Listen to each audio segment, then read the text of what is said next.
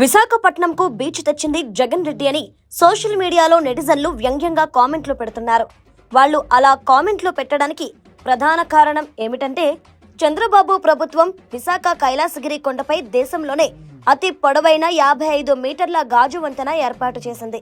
దీనిపైకి ఎక్కి చూస్తే చుట్టూ ఎత్తైన కొండలు, కింది భాగంలో లోయ, కనుచూపు మేరలో సముద్రం కనిపిస్తాయి. ఈ వంతెన సాహస ప్రియులు, ప్రకృతి ఔత్సాహికులకు ఒక అద్భుతమైన అనుభవాన్ని అందించనుంది. అయితే ఈ స్కైవాక్ గాజు వంతెనను జగన్ ప్రభుత్వమే తీసుకువచ్చిందని, కానీ ఇప్పుడు కూటమి ప్రభుత్వం తామే తెచ్చినట్లుగా ప్రచారం చేసుకుంటోందంటూ వైసీపీ సోషల్ మీడియాలో ప్రచారం చేస్తున్నారు.